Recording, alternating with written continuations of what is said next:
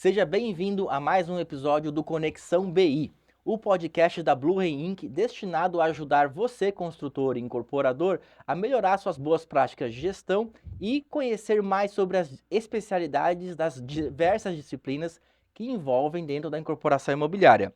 Hoje nós vamos tratar aqui do assunto de projetos. Estaremos junto com o William, que é gestor de uma equipe de 50 pessoas e faz projetos complementares para as construtoras de Itapema, Balneário Camboriú, Itajaí, toda a região aqui de Santa Catarina. O William também é fruto de empreendedores dentro do ramo da engenharia e da construção, então nada mais natural para você seguir o caminho da família. Bem-vindo, William. Obrigado por estar aqui hoje no nosso podcast. Imagina, obrigado Pedro, obrigado todo mundo aí que tá assistindo, obrigado pelo convite, Conexão BI, é um prazer estar aqui com você, e vamos trocar uma ideia aí legal, vamos bater um papo, é, falar um pouquinho do nosso lado aqui de projetos e trocar uma ideia com o pessoal aí. Com certeza. É, Explique aqui para nossa audiência, William, um pouco mais sobre a tua experiência. Além disso que eu já falei, quais resultados, quais objetivos que a Tribe já alcançaram, e o que te torna talvez tão calejado, tão expert nessa disciplina aí de projetos. Legal. Bom, deixa eu furar um pouquinho, deixa eu me apresentar para a turma, para conhecer, sou o William Novelo, diretor da Tribo Engenharia, que está situado em Itapema hoje. Filho de professora, meu pai é arquiteto, uma família inteira dentro da construção civil.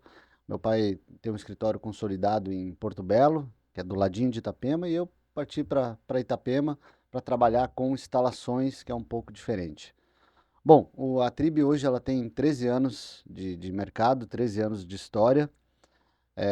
Agora, indo um pouquinho em contra ao que tu me perguntou, como que a gente se diferencia, né? Nem sempre foi assim, Pedro. Então, como toda boa empresa, ela partiu de um início onde a gente, num primeiro momento, a gente sobrevive, né?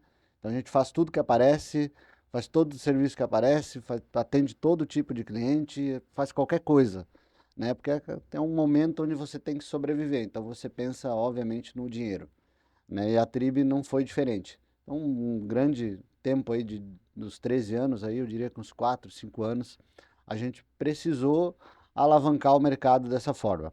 Mas também isso me trouxe bastante visibilidade.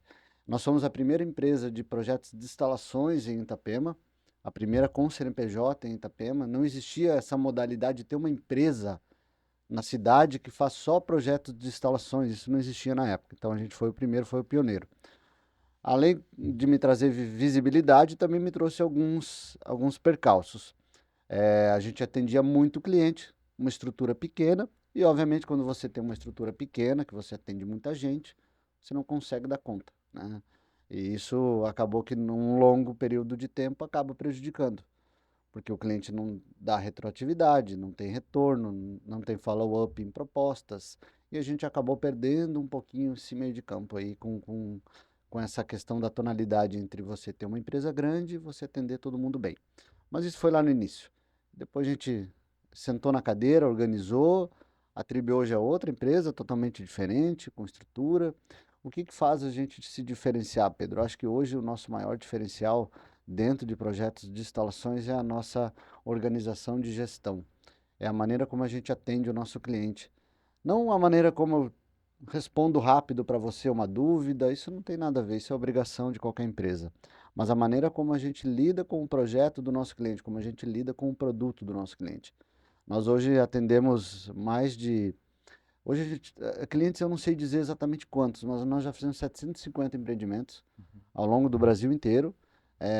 Além de 750 empreendimentos, nós temos aí em torno de 8 milhões de metros quadrados de obras já projetadas.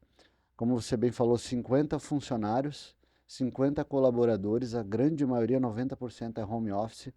E aí é uma parte do nosso sucesso também, porque se eu olhasse para o mercado aqui, de profissionais daqui, eu não conseguiria hoje colocar 50 pessoas dentro de uma sala para trabalhar com engenharia. Então a gente criou uma gestão para poder trazer o colaborador de fora e fazer com que os nossos projetos fiquem melhor. Mas para finalizar, eu acho que o nosso grande diferencial hoje é a nossa gestão do processo, desde a entrada do contrato até o final. Nós temos a nossa fórmula do bolo, ela é seguida à risca, tem um processo. Dentro desse processo eu tenho pessoas que gerenciam, pessoas, líderes técnicos, e eu tenho os projetistas. Então, nossa estrutura hoje privilegia que, a partir do momento que o projeto entra lá, ele vai ser cuidado do início ao fim, todos os produtos. Para todos os produtos eu tenho uma equipe especializada. Eu não tenho uma equipe somente de um. Às vezes uma equipe trabalha em 5, 6 projetos, mas isso faz com que você dê mais qualidade ao produto do cliente. Então, eu acho que hoje esse é o nosso grande diferencial. Sim. Então, para quem não conhece a Trib, né, a Trib, como o William já falou, opera no Brasil inteiro, né? E lá na nossa construtora, o William já desenvolveu projetos de hidrossanitário, elétrico, dados. Ele faz desde a parte aprovativa até a parte de detalhamento para o executivo. E uma das novidades que o William traz é o BIM, né? Que já usa um BIM há quanto tempo lá na Trib já? Olha, o BIM começou na Trib em 2018, né? Um pouco tarde, confesso.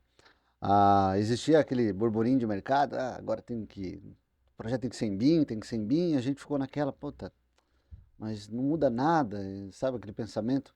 Mas por que aquela coisa de inovação, mudar o software, fazer, porque o BIM não é o software, né? O BIM é a maneira como você traduz o projeto ali no papel, né? É uma maneira de fazer. Então a gente, primeiro, vamos mudar, vamos. Mas aí a gente vai ter que se especializar num software que a gente não domina. Então vamos fazer o curso. Então a turma era pequena na época, era 6 pessoas. A gente foi fazer um curso do software para depois aprender a fazer um modelo, para depois aprender o que era BIM, para depois implementar. Então o BIM vem na Trib desde 2018, mas ficou maduro, eu diria que em 2020. 2020 para cá, de fato, a gente começou a ter um amadurecimento nisso. Hoje, óbvio, a gente não fala nem BIM mais lá no escritório, a gente proibiu essa palavra lá dentro. Não por nada, assim, mas é que a gente vê muita gente vendendo isso como sendo uma solução de todos os problemas. E não é, a gente sabe que, bom, o Building Information Modeling, o I é a informação. Quem dá a informação é os gestores do produto. Sim. E a grande falha que a gente acha hoje está na informação. Nem todo projeto vem, especifica ou te traz a informação correta que você compra. Ou às vezes o incorporador, como você, também não sabe o que está comprando. E por isso a gente acabou não tratando mais isso. A gente fala hoje em modelo paramétrico, em compatibilização, coordenação, mas a gente não traz mais o BIM como um argumento de venda. Sim. A gente trabalha nisso, mas não é algo pano de fundo, assim, Plano de fundo. para que a gente possa colaborar entre as conversas entre construtoras que acabam não tendo tanta maturidade e que acham isso um espetáculo. A gente também acha, mas não é a nossa função hoje vender o BIM. Talvez o BIM por si só seja uma ferramenta, mas ela não é por si só benefício necessariamente, né? Sim. É justamente o que a ferramenta proporciona, a maneira como ela antecipa talvez algum questionamento, alguma decisão que gera benefício depois, Uhum, né? Então, uhum. nesse sentido, faz mais sentido falar ou vender a ideia dos benefícios do que a ferramenta que se usa, né? Com certeza. Hoje, muita pouca gente se aprofunda no BIM, né? Uhum. Compra achando que vai resolver o problema de obra. Esse é 90% dos casos. Eu comprei um projeto em BIM porque ele resolve o problema da obra, ele me dá o custo, ele me dá os parâmetros. Mas tá, e na prática? Como é que você está recebendo o teu projeto? Você está realmente resolvendo o teu problema na obra? Vamos pegar então. Veio com um quantitativo? Como que é esse quantitativo? Ele é por ambiente? Ele é por pavimento? O que você está usando no teu quantitativo? Onde você está usando? Você está usando ele para o teu setor de compras ser especializado? Você está fazendo um controle, levando para a obra um kit, vendo o que vai ser gasto, o que vai sobrar, o que vai faltar para fazer esse controle? Não. Então, de fato, não está te ajudando. Uhum. Esse é só um dos exemplos, né? A gente fala muito lá em LOD, que é o nível de Detalhe. detalhamento, né? A gente hoje chega no máximo, acho que estourando aqui, os grandes escritórios chegam a 350, 400. Nós, há um ano atrás, começamos uma precificação do nosso template. O que é? Todo e qualquer ferramenta ou material que a gente usa no projeto tubo, cano, fio, eletroduto, ele é precificado. Ah, qual é a vantagem, William? Quando eu forneço o projeto, eu já consigo dizer para o cliente qual é o custo desse projeto. Sim. A gente está trabalhando tanto nisso que até hoje não acabou a precificação. Que a gente vai criando elementos. Eu tenho hoje uma empresa de tecnologia dentro da Trib, que ela faz todos os templates e ferramentas para a Trib. Uma delas é o template precificado. Como você vai aumentando o teu leque de histórico ali de templates, você vai ter que precificar ele também. E demora um tempo considerável. A gente está terminando isso. Então hoje nós estamos avançando um pouco no LOD, no nível de detalhamento, onde a gente vai conseguir, alguns casos a gente já fez, nós vamos conseguir aí ao longo, acho que até mais uns 6 meses, nós estamos entregando todos os projetos precificados. Ah, qual é a vantagem para o cliente, William?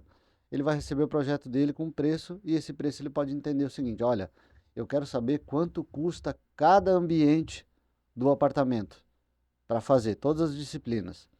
E aí naquilo ele vai entender o seguinte: tá, será que vale a pena fazer um banheiro a mais? Será que vale a pena investir em uma automação? Quanto vai custar? A gente já vai saber. Eu acho, William, que na tomada de decisão, né? Por exemplo, eu quero fazer um reservatório grande em cima ou duas bombas embaixo. Se você já sai do escritório, do teu escritório com essa precificação, o tomador de decisão pode já, no dia seguinte, falar, não, com base também no preço, porque não é só preço, mas também no preço, vamos fazer um reservatório grande em cima, vamos fazer duas bombas, vamos fazer uma bomba gigante, né? Sim. E em outros momentos você tinha, sai do escritório de arquitetura ou escritório de projetos complementares, vai para o orçamentista roda os fornecedores, volta com o preço, o tomador de decisão pondera, né, toma a decisão, devolve para o escritório, ó, a gente decidiu fazer de outra forma e tal. Então, esse vai e vem da informação era longo, demorava dias, semanas, né? E agora com essa tecnologia que você está implementando, acelera um monte, né? Você pode já sair com duas propostas, né? Não Isso. precisa detalhar tanto também às vezes, né? Sim. E ó, tomador de decisão, olha, incorporador. Se a gente fizer com uma bomba gigante, fica tanto. Se fizer com duas bombas menores, né? Então, muito, muito interessante, facilita um monte a vida do incorporador, do empreendedor, né? Com certeza. Ontem teve um caso, uma reunião onde eu estava participando com a nossa equipe, óbvio, e algumas reuniões eu ainda participo. Eu hoje estou diretor comercial, mas algumas reuniões eu ainda vou. E a gente tinha lá um caso bem específico disso. Existiam os apartamentos e o ar-condicionado estava na sacada de todas as unidades. Na sacada ali tinha um nicho com ar-condicionado. O incorporador já fez um edifício do lado, com o mesmo esquema, onde o comercial falou que, pô, meus compradores estão reclamando que o ar fica na sacada, toma espaço. Nesse novo empreendimento eu não quero na sacada, eu quero o ar-condicionado numa área de climatização específica. Como são muitas unidades, você tem que abrir um pouco ali o empreendimento para poder colocar. Qual é o custo para levar todas as infras de ar-condicionado para todos os apartamentos? Ontem, apresentando o EP, a gente determinou o custo de expor pavimento, ia dar aí coisa de 1 milhão, custo para fazer. O que aconteceu? Não vou fazer. O incorporador decidiu não fazer, porque ele teria um custo a mais de 1 milhão por beneficiar um pouco mais o comprador dele e deixar a sacada um pouco maior. É isso que a gente está falando, é a tomada de decisão. Lá no nosso EP, que é o estudo preliminar, a gente faz isso. Todas as infras, todas as disciplinas, elas têm, principalmente as que dão pênalti na obra, né? Entrada de energia, reservatórios, bombas, pressurização, climatização. Essas coisas que têm um custo um pouco maior, a gente costuma entregar para o construtor e falar, olha, é isso aqui. Tem a opção A, B, C, D. Uma tem mais conforto, outra tem um pouco mais de custo, uma dá um pouco menos de manutenção e deixo para você escolher. O meu trabalho, trabalho da Trib, é entregar para você as opções. Sim. Eu não escolho nada, o produto não é meu. A gente costuma falar isso muito lá. Você não me contrata para fazer o projeto, você me contrata para te ajudar. Eu não vou fazer sozinho. Se você me entregar um projeto, apertar minha mão e voltar 6 meses lá no meu escritório para pegar o projeto, com certeza você não vai pegar um ótimo projeto. Vamos pegar o nosso projeto, a maneira como a gente decidiu fazer. Mas não é esse o objetivo. O objetivo é que você me contrate e você me ajude a fazer o produto que você quer. Aí a gente acha que vai ter um bom resultado. Não, e daí pegando um gancho com a forma como você começou o bate-papo aqui, né? É da diferenciação. O produto e o projeto, por consequência, ele manifesta como a incorporadora se diferencia, né? Se ela não tem as próprias diretrizes, os próprios critérios de qualidade, as próprias maneiras de estruturar seus projetos, né? ela acaba caindo talvez numa vala comum. Então é sempre importante, que nem você falou, estar em conversa constante com o projetista, né? Olha, aqui a gente faz pé direito assim, ó, aqui a gente faz o ar-condicionado assado, aqui a bomba é assim, a gente pensa no condomínio, a gente pensa na instalação, a gente pensa na operação. Então, com certeza, esse bate-papo é muito importante e é uma via de quatro mãos, né? O pessoal da equipe de desenhos técnicos ali, o incorporador também ponderando. E que bom que você está trazendo os custos, porque era mais uma mão que tinha que participar ali na parte de orçamento, né? Com certeza. Hoje, a grande maioria dos nossos empreendimentos hoje é de alto padrão. E quando a gente fala em alto padrão, Pedro, a gente fala em alto padrão o que está escondido também, né? Não vale de nada você fazer a casca ali bem feita e por trás da parede lá tem uma decisão que foi tomada que é de um empreendimento de nível baixo, Uhum. né? Então, a gente olha para o alto padrão em tudo. Vamos lá, vamos dar um exemplo aqui de o que que é um alto padrão para um projeto de instalação. Você já parou para pensar, na tua casa, quanto tempo demora quando você liga a água quente para você tomar o teu banho perfeito? O banho até da pia também, Exato, né? isso é alto padrão. É você dar um conforto para o cliente. Ah, mas o que que isso tem a ver com instalações? Tem que se a tua água quente não chega no momento adequado, lá no teu chuveiro, que está longe lá do teu aquecedor, porque o projeto não foi bem feito. Então, isso também é alto padrão. Então, a gente pega muito nessa questão aí, Pedro, de entender com as pessoas a que nível elas querem chegar na obra. A gente já recebe lá projetos de apartamentos menores, de 80 a 100 metros quadrados, Sim, que a instalação é de altíssimo padrão, sim, porque é o perfil da construtora. sim, Como também a gente pega ao contrário, sim, apartamentos de 300 metros quadrados, que a instalação é um nível um pouco mais inferior. sim. São demandas de mercado e Não, às vezes o tempo para a água esquentar, às vezes antes da água esquentar e ficar numa temperatura agradável, vem um jato frio, um jato pelando, é isso aí. às vezes tem odor que vem pelo ralo, às vezes tem barulho pelo encanamento, a pessoa quer dormir, o vizinho de baixo dá descarga, acontece barulho. Tudo isso não faz parte de um produto alto padrão, né? Sim, E tudo isso tem que ser pensado na etapa de projeto para não ter custos muito mais caros de resolver isso na claro, execução. com certeza. Eu vou dar um outro exemplo aqui muito didático. Projeto de climatização, tá? Eu venho de uma família que no passado trabalhou com construtoras mais tradicionais, vamos dizer assim, né? Meu pai. E não se falava em projeto de climatização. Como é que você fazia? Você fazia hidrossanitário, elétrico preventivo, normal, básico, né? E aí a climatização, como é que você fazia? Tem que instalar o climatizador. Aí o que que você faz? Você contrata uma empresa, ou às vezes nenhuma empresa, você contrata um pessoal que instala, ou alguém que instala, vai lá, fura a parede, coloca o ar-condicionado lá. Não importa o tamanho do ar, não importa onde ele está, a parede que ele está, nem o ambiente que ele vai refrigerar. Você contratou alguém para colocar o ar-condicionado. Aí tá aquela máquina no verão lá bombando, gastando energia e gelando aquilo mais do que deve. O que que é isso? Isso aí é mal feito. Projeto de climatização você tem que pensar. Por quê? Não é para gelar. Gelar todas vão. Só que a que custo? Ela tem um custo de energia. O ambiente vai ficar realmente numa temperatura agradável. Por exemplo, o ambiente que a gente está aqui, ele está numa temperatura agradável. Agora, se eu boto um ar-condicionado aqui trabalhando mal dimensionado, a gente já ia ter que estar aqui com casaco, porque ele ia gelar muito mais do que ele precisa, mesmo que você deixe num 25, 26. Uhum. Então, o ar-condicionado, o controle remoto dele, ele não, ele tem que ser muito pouco utilizado. A gente costuma dizer lá dentro que o ar-condicionado devia ter uma temperatura só, Uhum. 22.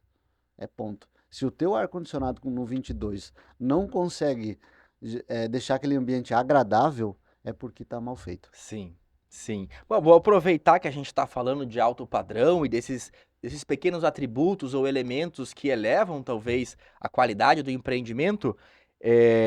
Qual que é o segredo, na sua opinião, para vender o produto mais caro? Como é que o projeto de instalações consegue contribuir para a gente, nós, incorporadores, colocar um preço acima de valor de mercado, talvez? Ótimo. É aquilo que eu estava te dizendo aqui anteriormente, né? Sobre vender o produto mais caro em trabalhar em projeto de alto padrão. A gente tem muito exemplo lá dentro da Trib, né? De construtores que chegam lá com um produto, é, metragem quadrada alta, várias suítes, uma área nobre da cidade, onde a pessoa não pensa em recirculação de água quente porque gasta, não pensa num projeto de automação porque gasta, não deixa carregador de veículo porque gasta. Aí eu te pergunto, esse produto é alto padrão? Para os padrões de hoje, acredito que não. Não é alto padrão. Ele vai vender mais caro? Talvez. Não por isso, né? Mas Não talvez por ele venda isso. mais caro porque o corretor é muito bom e acabou vendendo porque está numa região nobre. Mas não por isso. Tira todos os pormenores ao redor. Região nobre, área de lazer legal, bacana, o projeto legal. Tira tudo isso, coloca, deixa só na mesa instalações. Quantos projetos a gente vê hoje que são vendidos muito caros, que não deveriam? Muitos. Se você colocar na mesa só instalações, eu digo para você que mais de 90% dos empreendimentos que são vendidos como alto padrão não seriam. Como que a gente faz aí, então, para responder a tua pergunta? Preciso vender um empreendimento mais caro. Primeiro, contrate um bom escritório de instalações. Esse é o primeiro ponto, né? Estrutural, arquitetura, obviamente, que vem numa cadeia ali de processos. Mas contrate um bom escritório de instalações que vai falar para você o seguinte: vai te dar todas as opções possíveis para você deixar o teu cliente confortável. O que é o teu cliente confortável? Ele chegar na garagem, ter o carregador de veículo dele sem que ele precise que contrate um terceiro para fazer, puxar o fio, que ele tenha o ambiente dele dentro da casa dele, seja dimensionada a iluminação para que ele não chegue 6 horas da tarde e tenha que ligar todas as luzes, tá? O ar-condicionado dele seja dimensionado para que às 8 horas da manhã de um domingo, onde ele quer descansar, ele não tenha que aumentar o ar lá para 16 porque não está gelando, né? Esse tipo de coisa vale muito. Então isso a gente fala como alto padrão. Tudo isso começa no projeto. Começa lá atrás, começa aquilo que a gente conversou, encarregar isso aí a quatro mãos. Sim. Identificar aquilo que o consumidor vê como benefício, vê como valor é muito importante, né? Sim, Eu acho que essa parte do profissional técnico, do projetista, fazer sugestões, né? Olha, aqui, alto padrão, o que se tem adotado, o que se é esperado é carregador de carro elétrico, né? sim. E essas sugestões do projetista são muito valiosas. O empreendedor, o incorporador, às vezes esquece, né? Esquece que o cano faz barulho, né? Sim, Porque ele tá preocupado lá do financeiro e tá preocupado com as vendas, né? E se deixar às vezes na mão dele, ele não vai lembrar que se, ó, passou da velocidade tal aqui no cano, faz barulho, o cara não consegue dormir, né? Então, exato. a experiência do projetista, né? A vivência dele também em obra ou de estar em contato com o feedback do comprador é muito valioso, né? Muito Sim, importante. sim, sim. Você falou, tocou um assunto importante. A nossa região aqui, ela é muito jovem ainda em empreendimentos de alto padrão, eu diria, né? Qualquer empreendimento. Vamos pegar 10 anos atrás, tá? Faz uma linha daqui a 10 anos passados. Você não tinha 80% dos prédios que tem hoje, certo? Sim, Um empreendimento para ele começar a dar um problema, para ele começar a ter uma manutenção é de 5 a 10 anos. Então nós estamos naquela fase hoje que aqueles empreendimentos do passado, eles estão começando a dar manutenção. Agora pega daqui para frente. O que nós estamos fazendo hoje para 10 anos para frente? Será que nós vamos se incomodar mais ou nós vamos nos incomodar menos? Eu digo que essa linha é bem pela metade, essa balança ela está bem equilibrada, tá? É por isso que eu digo, você quer dormir tranquilo pro resto da sua vida? Ou você quer daqui a 5, 6, 7, 8, 10 anos, você tá pegando a tua estrutura da tua construtora e ter que contratar uma empresa para ficar fazendo manutenção no edifício que você entregou. sim, Então isso tudo tem que ser levado, tem que ser botado na mesa, sim. né, essas questões. Eu acredito, William, talvez para me arriscar a responder essa tua pergunta que você lançou, é que os sistemas, né, os sistemas de bombeamento, o sistema de refrigeração estão cada vez mais complexos. E nesse sentido, eu acho que tem mais partes móveis, por assim dizer, que podem dar problema daqui Sim, 10 sim, anos, né? sim, Então, se fosse só cano de PVC, talvez fosse, né, uma ciência mais bem consolidada. Agora, os edifícios hoje estão muito modernos, é automação, é dados, é isso, é aquilo. Então, daqui 10 anos, eu acredito que não só vai ter mais coisinha para arrumar, como a quantidade de disciplinas, né, de profissionais especialistas em dados, em câmera, em vídeo, em gás, vai ser também muito ampla. Faz sentido esse ponto de faz, vista? com certeza. Antigamente você não via falar em climatização, não via Uh-uh. falar em projeto de ventilação, exaustão. Uhum. Hoje você já começa. Alguns escritórios não, nós ainda não, mas, por exemplo, projeto de impermeabilização, Uhum. tem escritórios especializados nisso, mas é um nicho diferente, né? Então, são várias disciplinas que estão começando a agregar dentro de um mesmo escritório. Nós ainda estamos na linha de manter elétrico, telecomunicação, dados, sistema de proteção contra descarga atmosférica, preventivo contra incêndio, rede de gás, hidrossanitário, sanitário, hidráulico, sanitário, drenagem pluvial. O básico, mais climatização, exaustão, ventilação, escada pressurizada, esses são os nossos serviços. Sim. Mas já estamos pensando no futuro aí agregar alguns outros. Impermeabilização é um deles que a gente gostaria de no futuro tá colocando. São profissionais do mercado especialistas. A gente costuma dizer, não contrate o pato. O pato é o que voa, nada e corre, mas ele não faz nada bem feito. Sim. Contrate especialistas. Sim. Impermeabilização é extremamente importante. A razão das patologias na obra, depois que você entrega, quase todas têm a ver com água. É Sim, incrível, sim. né? É. É uma coisa assim que não é tão caro, né, na execução, mas que se você faz mal feito ou não faz com a tecnologia certa, nossa, dá um problema enorme depois, difícil de resolver. O grande que tira o sono do incorporador é a manutenção. Com certeza, né? Tem um cliente lá nosso, rapidinho, ele decidiu colocar, dá para todos os compradores aquecedor. Deu para todo mundo, vou entregar com aquecedor. O que acontece? Tudo que você coloca na obra, você tem que dar garantia. Responsabilidade. O que aconteceu? O que você acha Quebrou que tudo. O aconteceu? cara ficou A atendendo os grande chamados. maioria ficou atendendo chamados. Ai, bom, Então, às vezes, a tua boa vontade, né, boa vontade, ela tem que ser equilibrada. não, realmente é uma responsabilidade muito grande para o construtor, que é final de cadeia produtiva. Mas agora eu queria aproveitar que você comentou sobre trazer essa equipe de impermeabilização, já pedir que você me fale quando você trazer para a gente já fazer orçamento, projeto lá contigo. Opa, E também te convidar a comentar como é que você faz a gestão de toda essa equipe, né? Quando eu estive no teu escritório a última vez, faz algum tempo já, mas você não tinha 50, acho que se você tinha 30, era mais ou menos essa ordem de sei. grandeza, né? E você aparentemente aumentou essa equipe.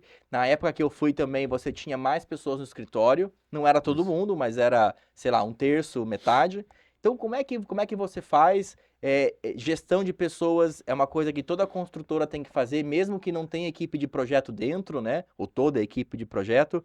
Explica qual que foi é, é, as tuas soluções, os teus desafios. Vamos lá. Esse é um assunto bem, um pouquinho extenso, vou tentar reduzir, tá? Assim, de fato, quando você foi lá, nós tínhamos na base de 30, tá?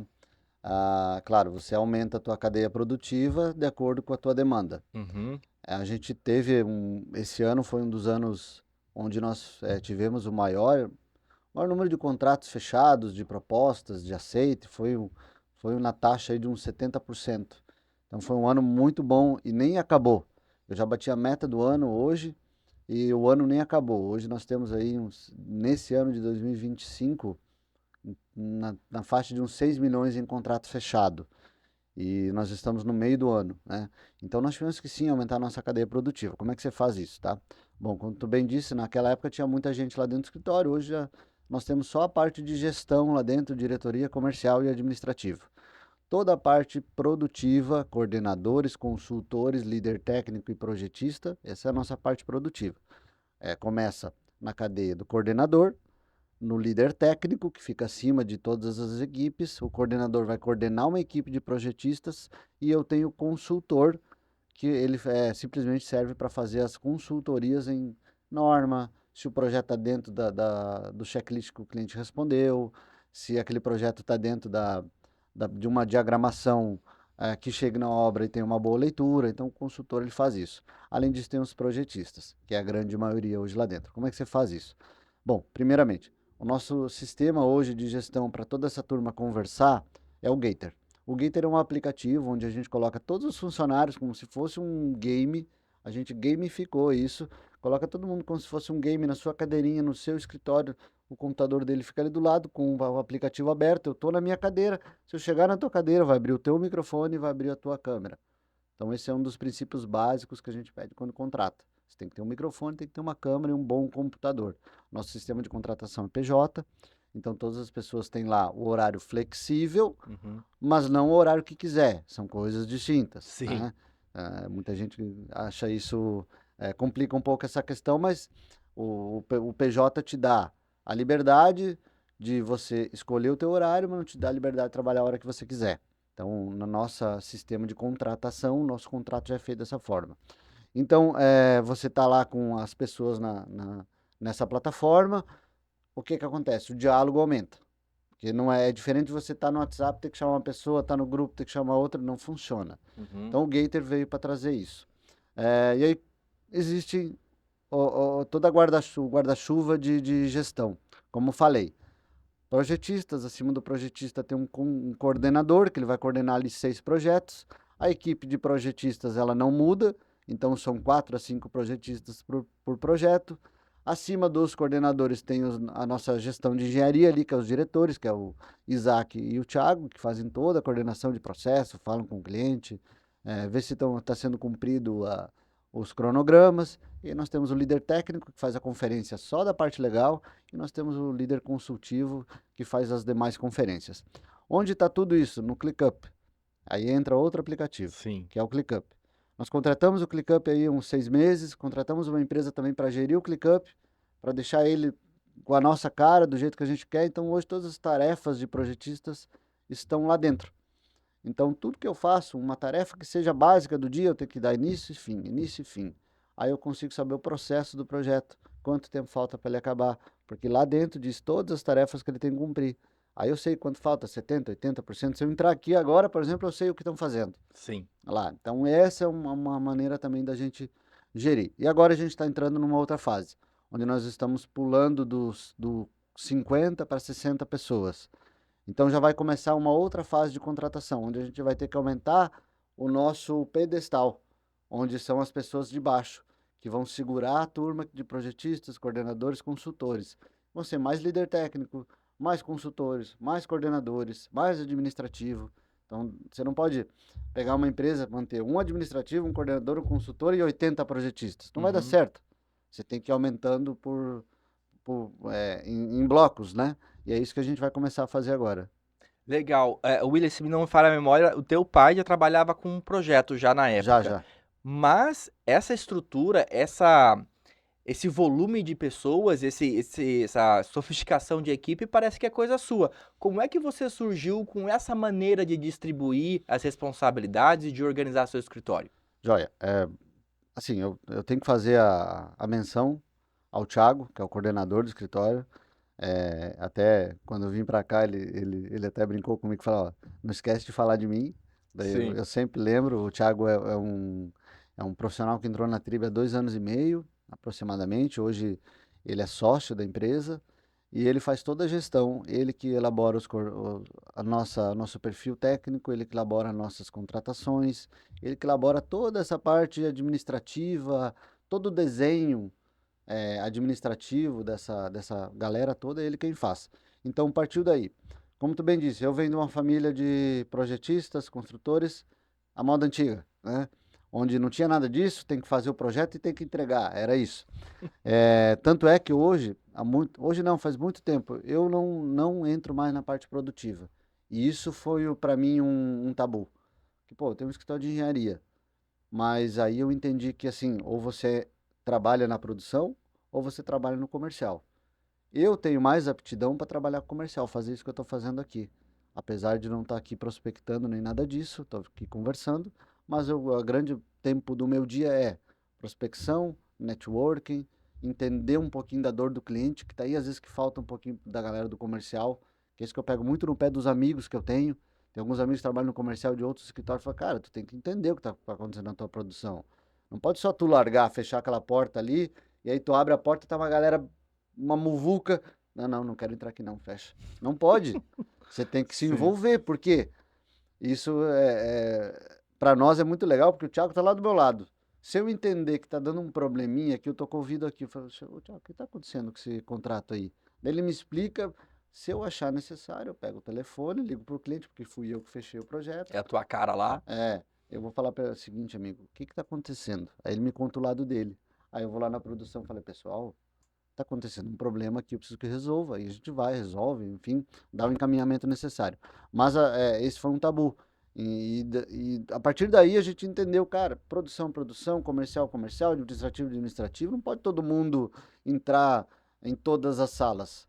O administrativo vai entrar na sala do coordenador, o coordenador vai entrar na sala do projetista, a gestão lá de cima não vai passar para a sala do projetista. Tem muito projetista lá dentro hoje que eu não tive nem a possibilidade de conversar, porque a vida é muito corrida, então deixa essa tarefa para o Thiago. Thiago.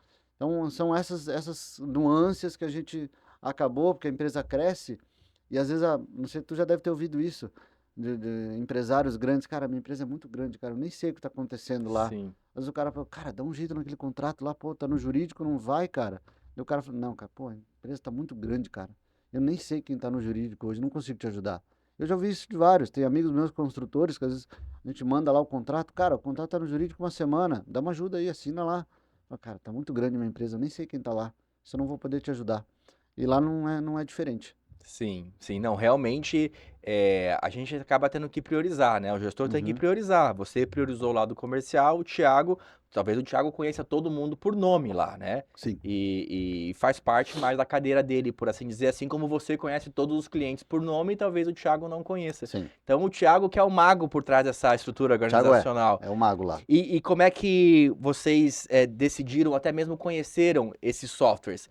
Deixa eu só contextualizar um pouco essa pergunta. ClickUp, Arsana, Monday, tem vários softwares, né? Uhum, Eles são até em alguns pontos muito parecidos. Esses softwares de comunicação também tem vários e vários.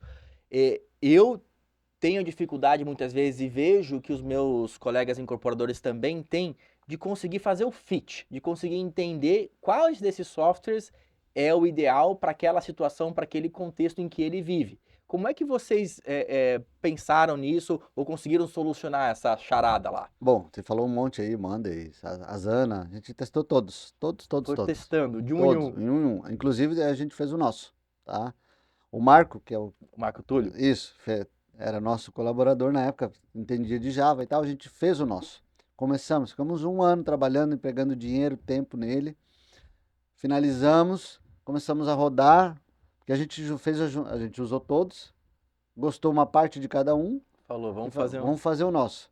Aí, pá, rodamos, cara, não tá legal, não tá dando o dado que eu preciso. Porque a gente queria saber o seguinte, a gente queria saber a tarefa que o colaborador fazia naquele momento, para ver se ele realmente estava fazendo, quanto tempo o projeto ia demorar para ficar pronto, fazia uma linha do tempo, extraía dados, era para isso.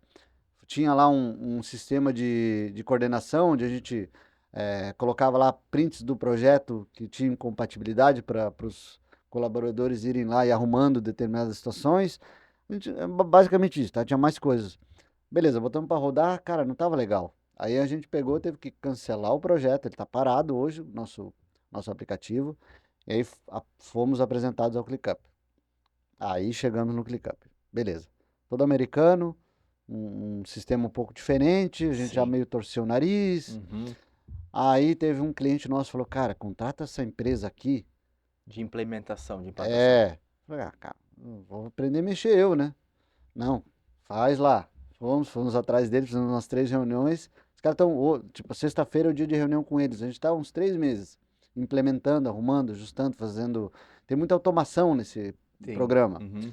A última automação que a gente fez, por exemplo, como tem muito funcionário, tem que saber, cara, qual a data que o cara entrou, quando ele faz aniversário, se tem alguma data comemorativa, então você linka o Google Agenda joga para o ClickUp. É tipo de automaçãozinha Sim. bobinha, pequena, mas que demanda muito tempo, então eles fazem tudo isso pra gente. Uhum. Hoje o ClickUp tá bem gordo, né? Tá Uhum. cheio de implementações.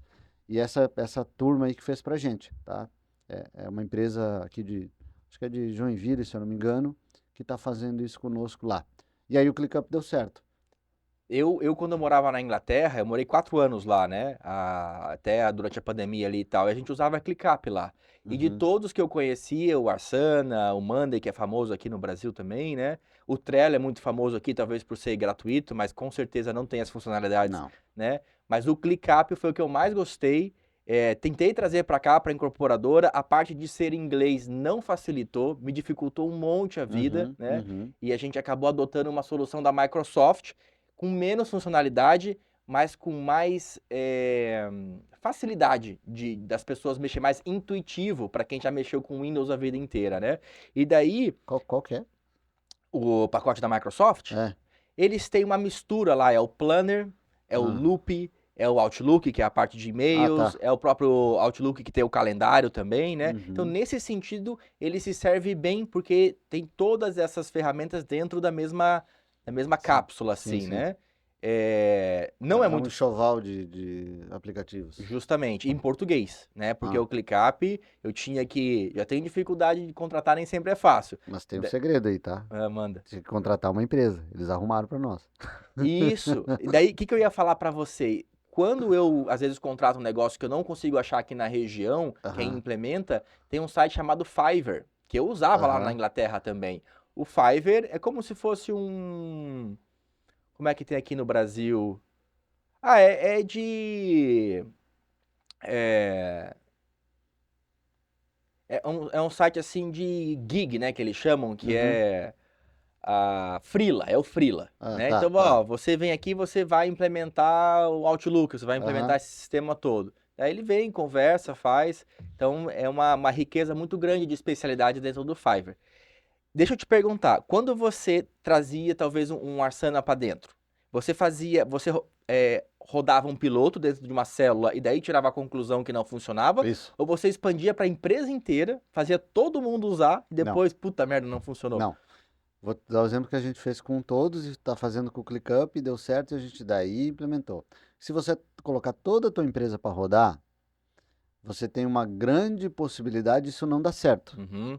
Porque você aumenta muito mais o teu erro, amplifica muito mais, claro que vai amplificar o acerto, só que vem muita demanda de informação. Aí o Aham. que que você faz? Como é que a gente fazia? Coloca um projeto lá dentro. Deixa esse projeto rodar lá inteiro e vê o que que foi bom, o que que foi ruim, tira a conclusão, volta e aí decide.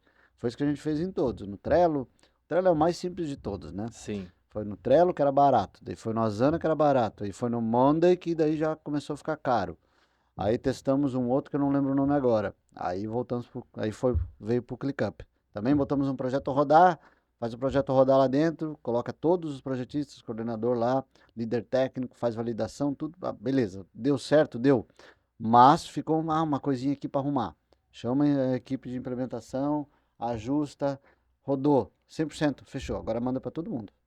Aí Sim. agora todo mundo usa. Sim, sim, Tá sim. 6 meses lá rodando já. E quando alguém tem alguma dúvida, principalmente colaborador novo, né, ou contratados novos, Isso. eles recorrem a essa equipe de Joinville ou tem alguém dentro da tribo que faz o troubleshooting, por assim dizer? É, lá dentro tem uma empresa de tecnologia, e aí Uhum. além de ajudar na implementação de Revit, AutoCAD, as ferramentas do dia a dia também ajuda nesse auxílio, a instalação de software e gerir o software que a gente usa. Sim, tem um TIzinho, por assim Tem, dizer. tem um TI. Tá, legal. Meu caro, estamos caminhando aqui pro encerramento do nosso podcast. Legal. Fico muito, muito grato pela sua participação. Trouxe conteúdos riquíssimos aqui, desde a parte de gestão de projeto até as funcionalidades e os benefícios de ter uma boa parte de instalação.